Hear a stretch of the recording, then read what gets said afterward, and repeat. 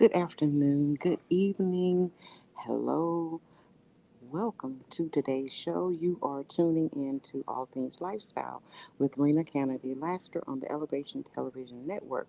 I am here today to talk to you as usual about how we can be out of the box in all of the things that we do. We're so used to having a set way of doing things that we find that we get in a rut. But if we step out of the box, do some things differently than we've always done, we are going to have some results like we've never had before. And so today, what I'm going to talk about is the fact that children are getting ready to go back to school. They are going to school. They're getting out from under our care. They're going back into their care, and the teachers are going to be responsible for them. And I know that there are a lot of parents who are worried. We worry all the time anyway because there doesn't seem to be any safe place anymore other than in our home. And our home is one place that we can really make sure that we provide safety for our children. We have got to start at home with the things that we're doing. Let our children feel safe there so that when they go out and they're not under our care, they will feel safe. So, I found a poem, and the poem is anonymous, so I don't know who it's by, but if anyone out there knows who it's by, then drop me a line or tag me or whatever so that I can definitely give credit where credit is due. But when I'm talking about setting the atmosphere at home, setting safety at home, because we are the first place that our children are going to launch out from and going to school, whether they're going to the mall, whether they're going to church, any place that we nowadays talk about is not safe to go. But we want them to feel safe within the home. We want to create an atmosphere, we want to create a place for them so that they feel that they are safe. So, this poem that I found says, if a child lives with criticism, he learns to condemn. If a child lives with hostility, he learns to fight. If a child lives with ridicule, he learns to be shy. If a child lives with fear, he learns to be apprehensive. If a child lives with shame, he learns to feel guilty. If a child lives with tolerance, he learns to be patient. If a child lives with encouragement, he learns to be confident. If a child lives with acceptance, he learns to love. If a child lives with recognition, he learns that it is good to have a goal. If a child lives with honesty, he learns what truth is. If a child lives with fairness, he learns justice. If a child lives with security, he learns to have faith in himself and in those around him. If a child lives with friendliness, he learns the world is a nice place in which to live and to be loved. So this is basically what we want our children to learn right now is that yes, there are things going on in the world that we can't control. There are things evil that are going on in the world. There are things that are perpetuating violence and perpetuating things that we should be concerned about. Then, but yet, the world in all cases, when we apply some biblical wisdom, number one, when we apply some I guess, common sense and some precautions, there are some things that we can do to help to keep ourselves as safe as possible. And so, I was thinking also back to the saying that I used to hear, and you've probably all heard it. It said, "Sticks and stones may break my bones, but words will never hurt me." Well, when I was going to school, people would say that all the time, and it was kind of like saying, "Nah, nah, nah, boo, boo. Whatever you say doesn't bother me. Whatever you say doesn't hurt me." But now that's not true. Words can hurt. Words can destroy. And oftentimes, words can do a whole lot more damage than um, a stick or a stone or hurting people, hitting people. The thing about hitting people is that most of the time those wounds, are going to heal. Now we're talking about the sticks and stones because we know also now that a lot of people are going to gun violence and a lot more aggressive kinds of hurting people. But in general, most of us are not going to encounter that, and we find that the sticks and stones are going to hurt, but the words hurt even more. And so in our household, what we want to do is to be very careful about the language that we use. Be very careful about how we talk to each other. Be careful about the tone that we set in our home in terms of communication, in terms of how we get along with each other, and in terms of what we allow as something that's acceptable in our home. Because in the home, number one, as I read in that little poem, if kids are used to a lot of yelling and screaming and violence or whatever, then a lot of times they are not going to feel safe. They are not going to feel safe in the home or when they go out. Children today are so traumatized by violence. They see it all the time. In some cities, when you hear about a murder almost every day, you're hearing about gun violence, you're hearing so many things going on in the world. However, we need to teach our children some skills that are going to help them to be able to handle situations in a way that is not going to resort to violence. Number one, we need to be able to have our children to be able to communicate. They got to be able to communicate. They have to be able to talk out their problems. They have to be able to talk about their feelings. One thing that we call it is being able to help them to label feelings. They have to be able to put words to how they're feeling. And I often tell my grandchildren, and we tell the kids at school, use your words. Use your words because a lot of times, they want to either resort to nodding, or this, or they jump right into action and they want to lash out and hit or, scream, things like that. We ought to encourage them to use their words. So these are some things now that I'm talking about that we can do at home before we ever send them out. Because if they develop a lot of these skills at home, then when they're in school, they're going to be more likely to use those skills also so that those skills can help keep them safe. Number one, if you have communication skills with your child at home, then if things are not going right at school, or if they don't feel safe at school, if they feel bullied, or if they feel, even if they see another child who is not being treated fairly or safe, they will be able to talk about it and they will verbalize that. Because, number one, the other thing about sticks and stones hurting bones and words hurting is that silence hurts also. Because if things are going on and no one knows about it, no one can do anything about things that they don't know about.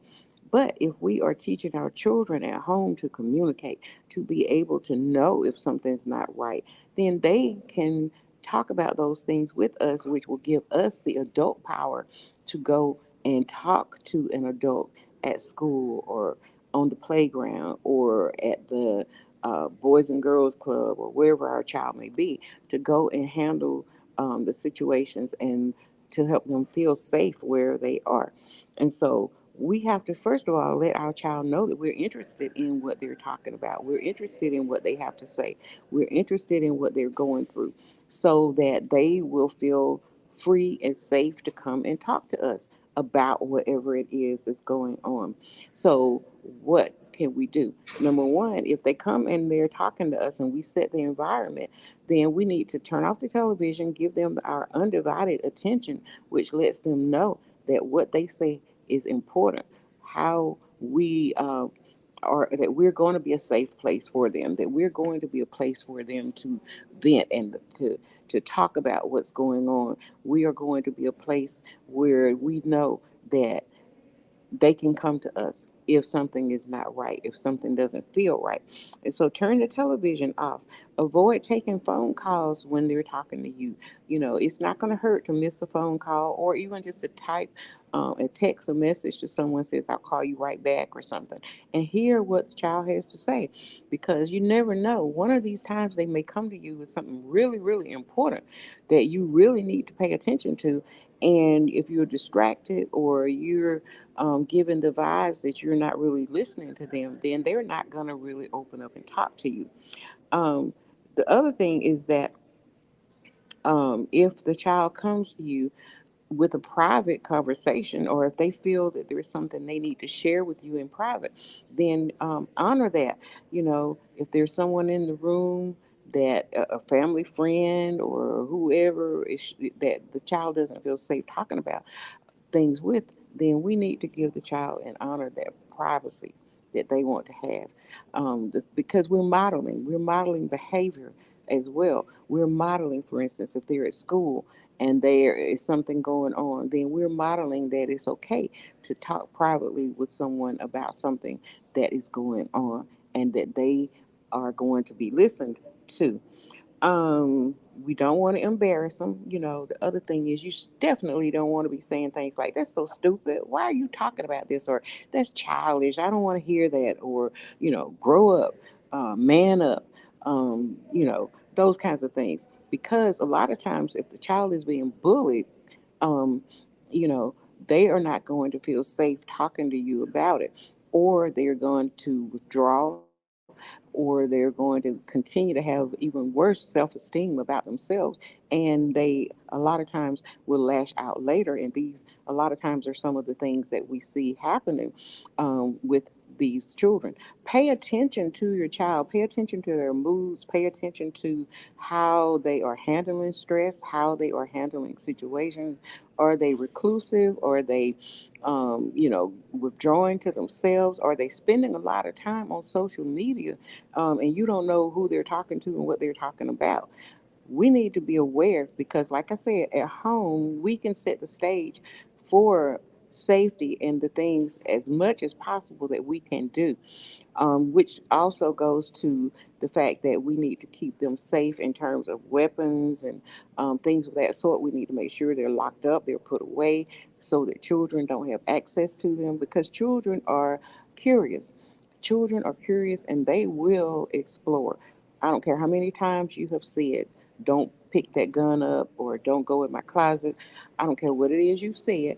Children are curious, and that's the nature of children, and they are going to do that. So it's our responsibility to make sure that guns are put someplace that they can't get to them, that their siblings are safe. We need to also tell them what to do if they find something that is amiss. For instance, if they see a gun someplace, or if they see a knife someplace, or they see something that's going on that they know is not right, that they would come and tell somebody. Because if they see a gun, for instance, children have been known to find guns on the playground, or in the bushes where someone may have thrown them away if they were committing a crime or whatever. We want the child to not go and pick that gun up, but we want the child to report that and tell you about it. But all of that comes from open communication and from you talking about situations before they ever occur. So we don't want to embarrass the child. We don't want to call them stupid. We don't want to call them scary cat. We don't want to say you're a sissy. None of that stuff. We have to make the child feel heard and make the child feel that what they have to say is important. What we have to do is also, if we're angry about something that the child has done or something that the child has said, let's make sure that we label the behavior and not the child, because you don't want the child to feel that they are something that we don't appreciate. We love the child always. We love the child. We just hate the behavior. We never are to hate our children, and we are never to make them feel belittled or downgraded or anything like that. We always have to make them feel valued, and we always have to let them know that we love them. Children are different. So there are some children who are very shy, some children who are very outgoing. Don't compare children, don't compare them. make them feel safe and let them know it's okay to be who they are. Now, if you notice anything that's amiss with your child, or if there are things that you're worried about, then those things need to be addressed. You can't ignore them. If your child is displaying some behaviors that you are concerned about, get them some help. Get them some help, or let them talk to your pastor, or you talk to them. But we can't turn a deaf ear and ignore and pretend that things are not going on. This way, if we do that, even in the classroom or on the playground or wherever, if they see something that's not right, they will know that it's not right and they will be willing to talk about it. Children need to be okay with talking to someone. This thing that a lot of children have now, talking about, I'm not going to be a tattletale, and, I don't, squeal on my friends and all this kind of stuff. No, we have to let them know that that is not safe, because not only will it endanger them, but it's going to endanger a lot of other people a lot of times. And so we have to let them know it's not okay to keep those kinds of secrets. Secrets hurt. Secrets hurt people, and we've got to let them know that you got to talk about stuff. It's not okay to hurt people's feelings. It's not okay to be mean to people. It's not okay to belittle people. It's not okay to judge people. It's not okay. Now, like I said, people are going to do things that are not right. They're going to do things differently. But when these things happen, we have to let them know that the child or the person still has value and worth. But what they're doing is wrong. What they are doing is what we have to address. So never, never belittle the child. Never call them names and stupid and, oh, you're weird and this and that, because these things hurt. The saying, sticks and stones may break my bones, but words will never hurt me, is one of the biggest lies that's ever been told. Words do hurt. Words hurt a lot worse than a physical beating or a physical thing that has happened, because those wounds can be stirred up with emotions, they can be stirred up with situations, they can be stirred up with things that kids get into, and those words come back. And once they're out of your mouth, you can't take them back. You may apologize, you may say you're sorry, but that child is going to remember, that adult is going to remember the things that you have said, how it made them feel, how it played into their self esteem. So we have to be careful. I'm talking about home right now. I'm going to talk next week about other environments, but right now I'm talking about the home. Um, there's a saying by C.S. Lewis, who's an author. He says, I have learned now that while those who speak about one's miseries usually hurt, those who keep silence hurt even more. So, as I said just then, yes, wounds do develop from words, and they last a lot longer than a physical beating or a physical. The thing about physical also is that you may hit somebody, you may break a bone, the bones will heal. And a lot of times the bones come back even harder and stronger than they were before they were broken. But those wounds that come from words, hard, hard to heal from. They're hard to heal. This saying by Stephen Fry says, mental wounds can grind and ooze for decades and be reopened by the quietest whisper. Y'all, that's deep. That is so deep. Because children can hear, even if you're in another room or if you're whispering, talking about them, they can hear it. And if it's something that they have heard somebody else say, and even if it's a whisper, and I love this thing, mental wounds can grind and ooze for decades and be reopened by the quietest whisper. And that's by Stephen Fry. So you have an adult who has had things said about them when they were a child or when they were young, and they are still carrying these wounds with them, which is why we have a lot of abuse, we have a lot of neglect, we have a lot of, domestic violence and things of this sort, because a lot of times there were wounds and things that are unhealed that people are still dealing with or have not dealt with, should I say. And we have to acknowledge the fact that these words, our words, can hurt people. So we have to be very careful about how we say things, what we say, whether or not they are things that are negative or things that are going to hurt other people. There's a quote by Shannon Alder who says, "There will always be someone willing to hurt you, put you down, gossip about you, belittle your accomplishments, and judge your soul. It is a fact that we must all face. However, if you realize that God is a best friend that stands beside you when others cast stones, you will never be afraid, never feel worthless, and never feel alone." Basically, what she's saying is, I don't care who you are, how well established you are, how mentally sound you are, or whatever. There is somebody that is always going to be willing to talk about you.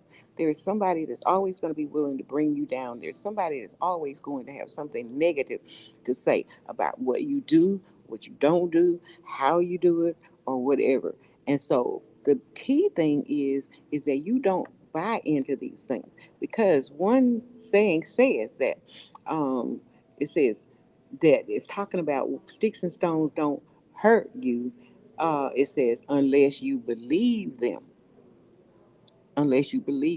So what that's basically saying is that a lot of the negativity, a lot of the things that people are responding to are things that they oftentimes feel about themselves. If their self-esteem is low, if they have feelings of guilt or anger or whatever about something that has been going on, and then you come along and you reinforce those things that that person is already feeling, then those words are going to cut deep, and those words, they're going to leave wounds that are going to be hard and difficult to heal.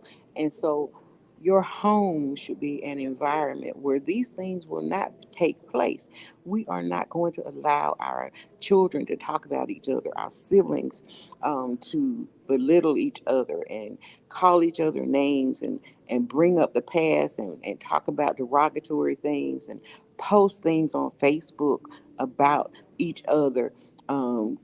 Bring attention to negative things, shame each other. These are things that should not happen within the home, because the home should be the first safe place that we have. Our home, our home, the first safe place. I can't stress that enough. A lot of people are worried now about, well, my child's not going to be safe at the mall. My child's not going to be safe at church. My child's not going to be safe on the playground. But I'm asking you, are they safe, completely safe at home? You know, are we listening to them? Are we spending time with them? Are we doing family activities together to build up their self esteem and to let them know that home is a place that I can always feel that I'm safe and that I always have, that I can go to, that I can come in even if I go to school and I don't feel safe and I feel like other people don't like me or whatever.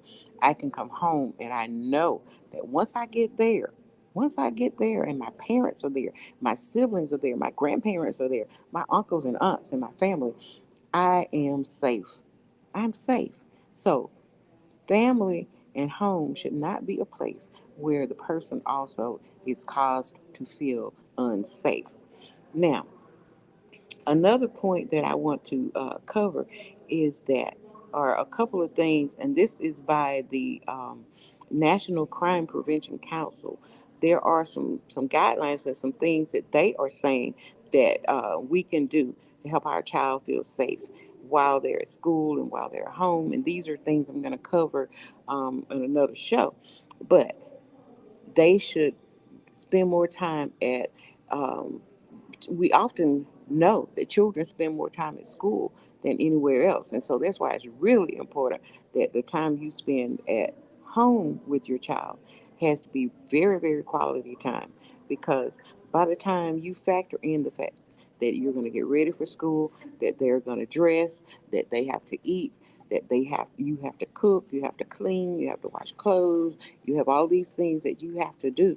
And then the child has to go to school, be there at least 6 hours a day, then come home, do homework, get ready for bed, take a bath, and all of that. The quality time that you spend with the child has to really count. So, if you can have family dinners together, if you can have family game nights, if you can spend time on the weekend doing things together, taking walks, all of this is going to be important in building up that safety factor. Because, like I said, they're at school longer than they are at home. So we have to have a environment where they are um, feeling safe. Some children go to school and they're feeling bullied. They should not be feeling bullied in their own home. Children should be able to have safety nets around them when they're on the internet. Safety, we should know what they're watching. We should not allow them to even be bullied on social media, to be talked about and belittled on social media. And also to limit the time that they're on social media watching that kind of stuff. You have to also know what your child is watching and how much time they're watching it, because I have seen some cartoons that are very violent, some things that children really don't need to be watching. When the cartoon character is getting a bloody nose and people are laughing at him and picking at him and things like that, that is not something that they need to be watching. We need to have them see as much positivity as possible, as much safety as possible before they leave our home, before they get out the door and get into other situations. Now, what we need to also do is to um, develop a relationship as parents, because now that they're going back to school, begin now to think about how you're going to develop a relationship with your child's teachers. How are you going to develop a relationship, and how are you going to maintain open communication with the teachers, so that if anything is going on, or if your child discusses anything with you, you feel comfortable enough to go to that teacher and talk about it, and feel that your teacher is going to provide a safe environment for that child, even after you and the teacher talk about whatever the incident is or whatever is going on. Ask your teacher and begin to think about now, does the school have a safety plan, and what it is, and how do parents factor into that?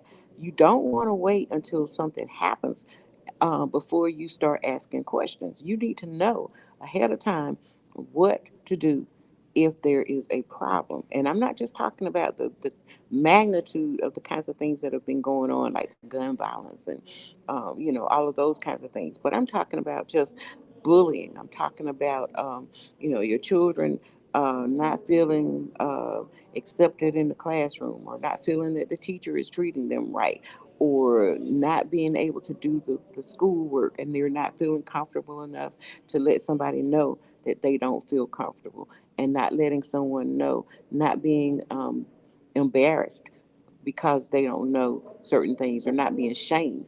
These are things that we need to think about ahead of time, because our children, we have to provide the environment for our children that they need, and our children are depending on us to give them what they need to be safe, to do what they need to do. Our children are depending on us to be the go to for them, to make them feel safe. So, what we have to do is reinforce the fact that our children are going to feel safe enough at home to come and talk to us, and we also need to have communication with them before problems come. So talk to your children, laugh and talk with them, discuss what's going on in the world, read books to them and discuss the book. But the biggest thing is to make them feel comfortable talking to you and keep that line of communication open.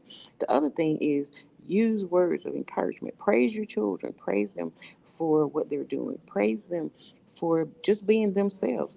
That it's not going to have to be about who they are and what they do, but just for being who who they are. Because a lot of times children equate their worth with what they do. If I don't make all A's, or if I don't, look like Jane, or if I don't this or that, then I'm worthless. No, no, we have to let the child know, I love you just because you are you. I love you for who you are. And then, like I said, if there are things that you're concerned about, address those things, but in a loving way, and in a teaching fashion. And if your child needs some counseling or some help, make sure that they get it. So, this is the end of our time for today, and you've been listening to All Things Lifestyle with Rena Kennedy Laster, and we've been talking about sticks and stones may break bones, but words do hurt, and how to set an environment within the home that perpetuates safety in our children and help makes them feel that they are in a safe place, so that when they go out into the world, they feel safe and they know what to do. So we are going to continue this series. I think most children have about 2 or 3 weeks before they go back to school, and so we are going to address these topics for the next couple of weeks. If you have any questions, you may email me at Rena Laster, RenaLaster, all things lifestyle. All of that goes together. Rena Laster, all things lifestyle at gmail.com. Email me. Um, I will be glad to answer any questions that you have.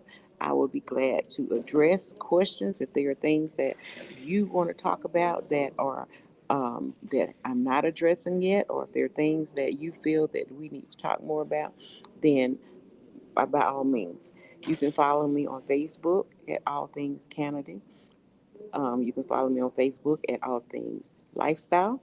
Follow me on Rena Kennedy Wiley Laster. Send me a friend request, or on YouTube. So I'm on most social media, or you can just type my name into the search engine on the WW web, and it will bring up ways that you may contact me. So until next week, I want you to be safe.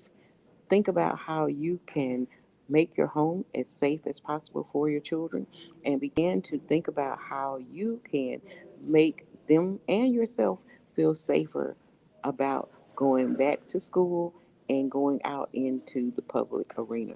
So tune in every Thursday at 5 p.m. and we will continue these discussions. So until then, be blessed, take care, and stay safe.